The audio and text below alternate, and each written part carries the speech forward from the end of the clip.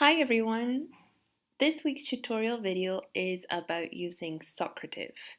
Socrative is a great teaching tool similar to Kahoot, but with more variety of types of questions, less element of competition, and it's great for reading and listening comprehension as you can avoid printing the questions. So the activity I'm going to create today is for a B2-3 listening comprehension, but I've done it with all my B2 classes, B1 as well, and hopefully this unit I'm going to test it for A1. I'm sure we can use this with all levels. So to begin, we have to go to the Socrative webpage, which is just socrative.com. And for new users, you'll have to go to get an account and go through the process of setting up an account. I already have mine, so I'm going to go for the teacher login option and sign in. So the first page we see is the dashboard, and we don't have to worry about this right now. What we want to do is we want to create our room. So we go to the Rooms tab. Now, as you can see, I have my room already. It's called Alonsi 2019. Now, what is a room? A room is like the password to enter, for students to be able to enter in and access the Socrative in class. You know, like in Kahoot, when you have to put in a little password before you can start the quiz, this is the same thing, it's just called a room. Now you'll have to edit the name of your room. You can do that, you can give it any room you want. I've chosen Alonsi 2019, nice and simple. Now you do have the option to add more rooms, but only if you have the pro version, which I do not.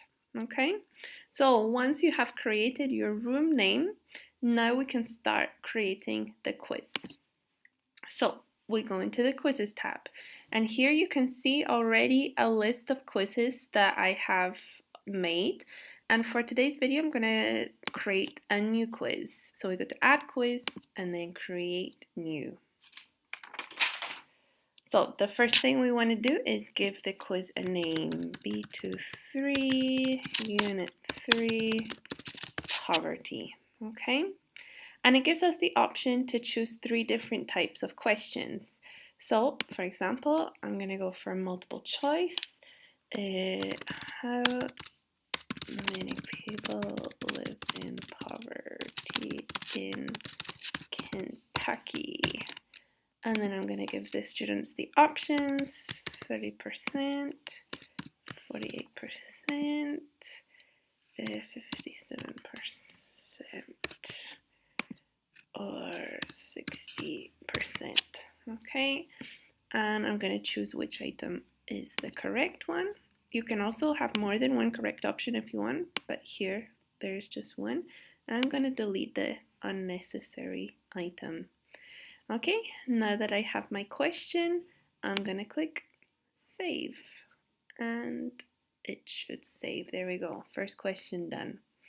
Then, for example, I'll change it up and go for a true or false question. So, people are hopeful Trump will bring new jobs. Okay, I choose the correct answer. This is true. If I want, I can write a little explanation about the answer, but for now, I'm just going to leave it blank. And again, I'm going to go for save. Now, the reason why I really like Socrative is because you can have the short answer, which is unlike Kahoot. You can only do multiple choice here. Now, for the short answer, I'll type in my question. How does Donna feel about Donald Trump? Okay, now, who's Donna? Maybe students will not read the name fast enough on the screen, and so what I like to do is add in a picture. This is Donna.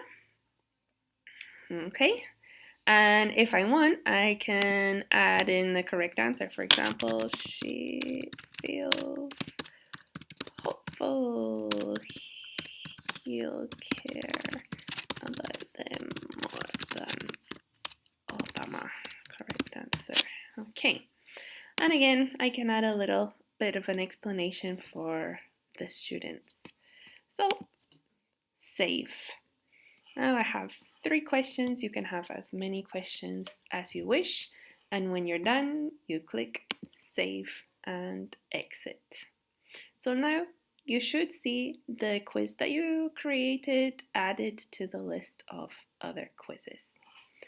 So, how do your students now access Socrative in the classroom? This is when we want to go back to launch, and we want to choose the option to launch a quiz.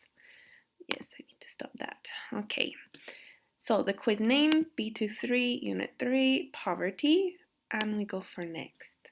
Now it gives us different options. For example, instant feedback. Students complete the answers, they type in the answers, and they see any answers that you programmed in. So they see if they were correct or incorrect. Open navigation, this is the one that I always use. This is where students can move around at their own pace. They can jump from question to question. This is especially good for a listening activity where you don't want to review the answers until you get to the end of the listening and students have had a chance to discuss their answers. So I highly recommend open navigation for listening. Or you can go for teacher paced, and this is where a student will complete the question, they will type in their answer, and then they will not be able to move on to the next question until the teacher says so. So, like I said, I'm going to go for open navigation. I'll require the students to enter their name. If you don't want to, that's fine, whatever you think is best. You can choose to shuffle the question, shuffle the answers, show them their final score in the end, but all I'm going to choose is require names, and I'm going to press start. Okay, so now my students will be able to access the quiz. In order to do this, what I usually do is I project the link to the website, and this is where students can access. So I make a little PowerPoint slide, and on their cell phones, students can scan the code or they can type in the link, and it takes us to the student login page. You have to enter the room name, which was our Alonsi 2019, and click join. And then I required them to put their name, so they have to type their name, and done. And now they can see the questions. So they're looking at this on their phone. That means I'm free to project the video on YouTube on the screen. And so as we watch, they start to complete and they click on the numbers to move around. And you can see our third question here, which has the photo. They'll be able to see the photo and the question. So hopefully they won't get lost when they're answering.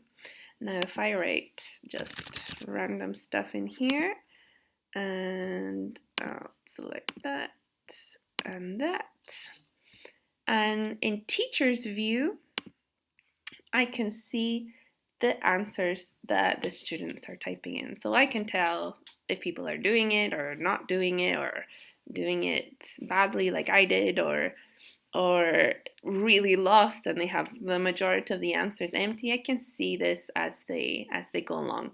You can also project this. If you do, maybe you want to hide the names so that students don't feel embarrassed of their answers.